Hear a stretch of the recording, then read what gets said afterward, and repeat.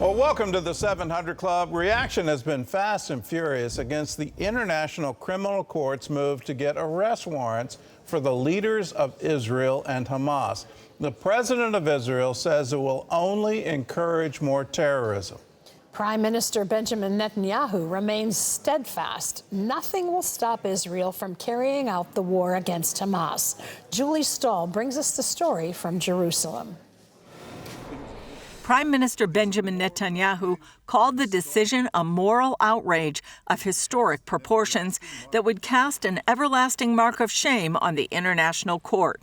Israel is waging a just war against Hamas, a genocidal terrorist organization that perpetrated the worst attack on the Jewish people since the Holocaust. Hamas massacred 1,200 Jews, raped Jewish women, burned Jewish babies, took hundreds hostage. Netanyahu's response came after the ICC's chief prosecutor said Monday he's seeking arrest warrants for Netanyahu and Defense Minister Yoav Gallant, as well as 3 Hamas leaders, including Yahya Sinwar, for war crimes and crimes against humanity in connection with the current war. Israel's Knesset also swiftly opposed the ICC's action. Despite their political differences, a huge majority, 106 out of 120 Knesset members, signed a statement condemning the ICC's accusations. The statement says, in part, the scandalous comparison by the Hague prosecutor between Israel's leaders and the heads of terror organizations is an unerasable historic crime and a clear expression of anti-Semitism. Israeli President Isaac Herzog said the decision only emboldens terrorists around the world. We will not forget who started this war, who raped, butchered, burnt, brutalized, and kidnapped innocent civilians and families. We will not forget our hostages, whose safe return should be the main concern of the international community. President Biden also opposed the allegations against Israel. Let me be clear. We reject the ICC's application for arrest warrants against Israeli leaders. Whatever these warrants may imply, there is no equivalence between Israel and Hamas. Contrary to allegations against Israel made by the International Court of Justice, what's happening is not genocide. Internationally, France and Belgium backed the ICC's move for arrest warrants, but Italy called it unacceptable and absurd. Netanyahu said the charges against him were meant to take away Israel's right to self-defense, but he made it clear it would not stop the war against Hamas. Now, in the face of these horrors, Mr. Khan creates a twisted and false moral equivalence between the leaders of Israel and the henchmen of Hamas.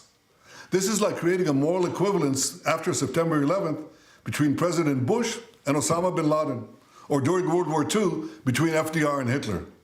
What a travesty of justice. What a disgrace. And while the ICC is accusing Israeli leaders of war crimes, the IDF says it has evacuated about 950,000 civilians in just 2 weeks from Rafah. Around 300,000 to 400,000 civilians remain, mostly in the coastal area. The speedy evacuation took place despite U.S. predictions that it would take about 4 months and high death tolls to get civilians out of the area. Julie Stahl, CBN News, Jerusalem. Well, this seems to be all part of a propaganda campaign aimed squarely at Israel. To say that Israel has engaged in war crimes, is trying to do some kind of genocide, trying to starve a civilian population, all of that is against the facts on the ground. And you look at the ICC prosecutor, last name is Khan, his father was born in Pakistan. Is this just part of a wider alliance against Israel, trying to demonize the Israeli state? Well, we need to stand for truth, and we need to stand with Israel in her time of need. What happened on October 7th was pure evil, and we can't allow it to continue. Hamas cannot be allowed to maintain power in Gaza. They have to be eliminated.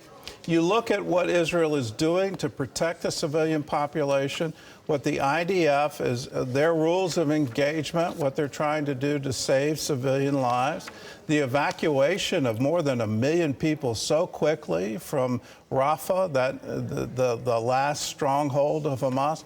These are absolutely amazing things.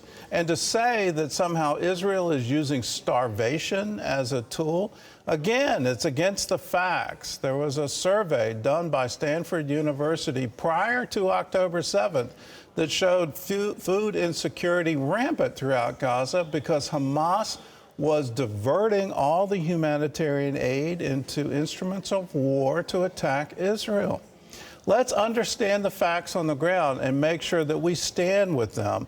We stand with Israel and not fall for this, it's just unbelievable propaganda campaign against her. Let people know you stand with Israel, you stand against this international court trying to demonize the leadership. We stand against Hamas. Anyone that says from the river to the sea, we need to call that out for what it is. It's a genocidal pledge against the Jewish people.